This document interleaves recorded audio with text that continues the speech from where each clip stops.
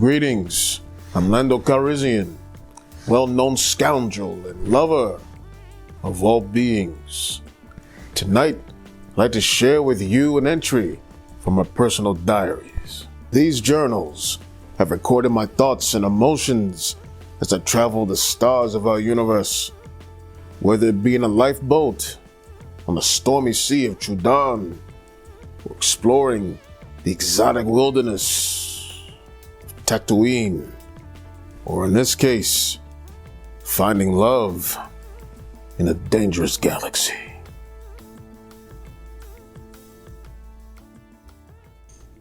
The Calrissian Chronicles, Chapter 7. In the universe, there is one constant, the principle of opposites attract. My first wife was a Calrissian, unrelated, I think.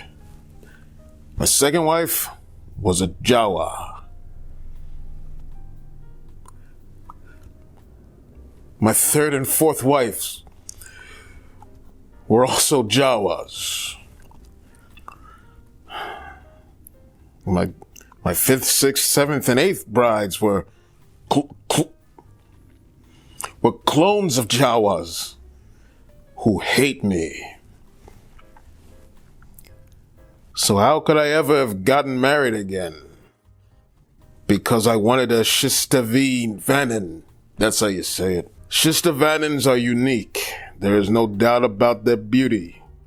They are sexy in the most primal, animalistic ways. They are gorgeous. And what's even more amazing is that their eyes are half red and half silver. They really are the most beautiful eyes in the galaxy. I realized that the day I met her. Irenta Greer. She was the perfect make and model for my next wife. Of course, I wanted her. I gave her a nickname too. Irene.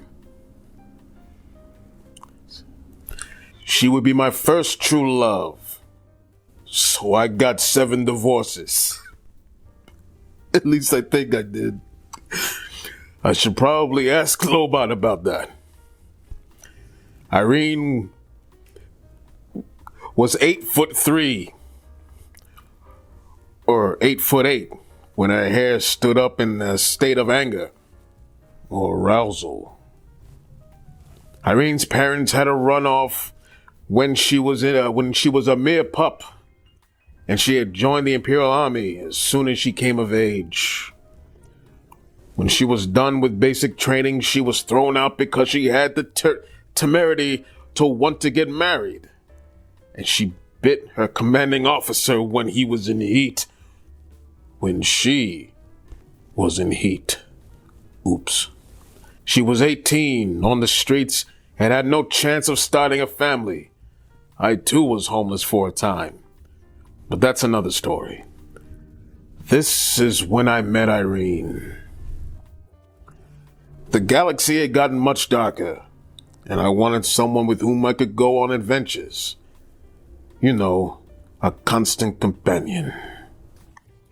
We got jobs and made ourselves anew. Bought a cute apartment, but we wanted more, so we got married. Irene was a scholar, the most intelligent person I had ever encountered. She loved to read, and she read everything she could get her hands on, and she read even more when she was pregnant. I had been busy enough building a new mining operation, mining for rare metals, and doing all sorts of other such manly things. We were young, and on the weekends we had so much fun, maybe a little too much. I swear, just a glance at her and she'd be pregnant. Our twins were born. Interestingly, they were clones. What? But not clones of her. Anywho,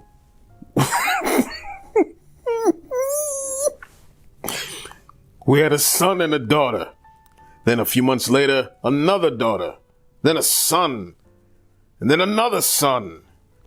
Maybe we had too many kids, but her scent drove me wild. Nearly all of our children were clones. Irene said the Empire had altered her DNA when she was a recruit. Experiments, part of some secret military project. One thing that never left our minds was that the clones were so perfect, so beautiful, that we were really building a future.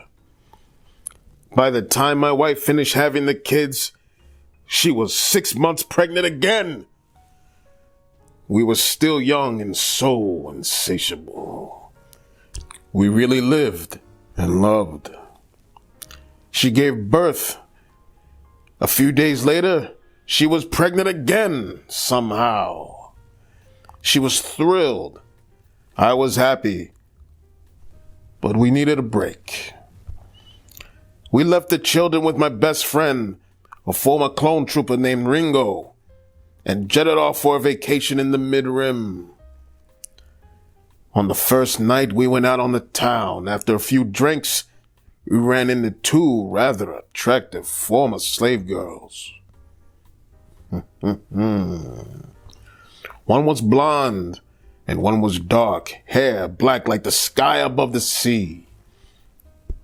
We started talking, and then they left and returned with another pair of girls who joined us.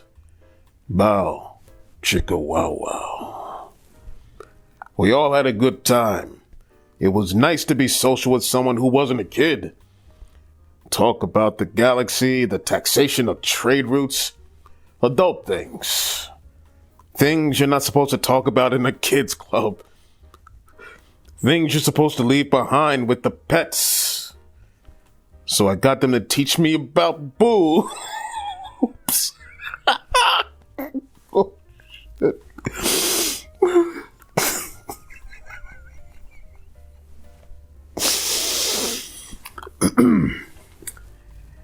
And then they invited us all back to their house for a little late night fun. I assume you're wondering if I got them all pregnant too. Why, yes, I did. A few days later, we decided to spend a couple of weeks on Coruscant because the shops and the hotel rooms there were the best in the galaxy and nothing was too fine for my Irene. One afternoon, we went shopping at some little market in the nearby slum district. I'd been an assistant smuggler there back when I was a kid, so I knew the trades of most of who lived in the area. We were walking through the market and I noticed some gangsters with fancy hats, and their butts had started following us.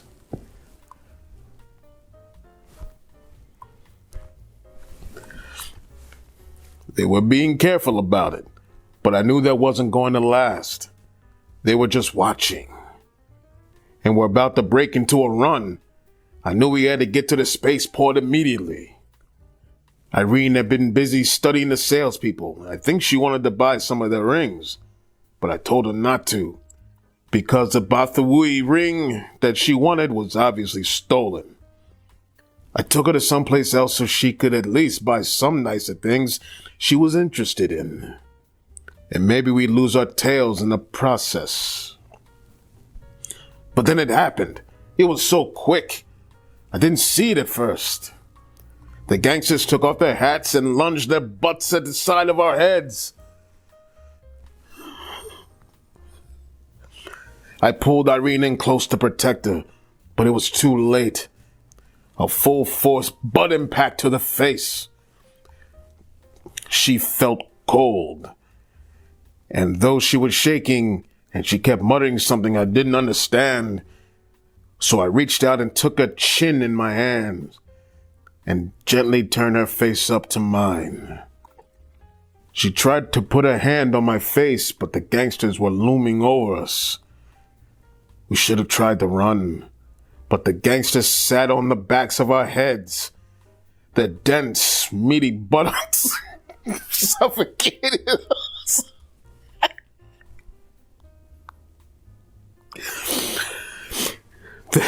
Their dense, meaty buttocks suffocated us of air. It's harder than I thought. When we awoke, we found ourselves in a sand pit. Irene began screaming, and we sank through the sand. She yelled to me, "Lando, I never told you!" But then the sand engulfed us completely. This sounds familiar. Turns out the sand pit had a buried room underneath. What a stroke of luck. The kind of thing that never happens in The Rise of Skywalker. We broke through the sand floor and stood in the room. My arm was bleeding horribly, but I didn't dare to look down. I waited a moment and looked down. A red light shone through my arm. It was coming out of the gaping hole in my flesh. Is this my time? I asked myself. Maybe, I answered myself. Maybe this is my time. I saw the big red light had an origin to the right of us. We followed it to its source. We found ourselves in an underground temple, and we were facing a statue of the Emperor. Irene asked me if I were in the Temple of the Three Doves, and I said, "What the hell should I know?" She went pale and said, "They have found me!" Suddenly, a voice from the shadows spoke. "I found you, Irenta, and you will be severely scolded, but I promise that I will not let you suffer." And then I felt a sharp pain in my side, and everything went black.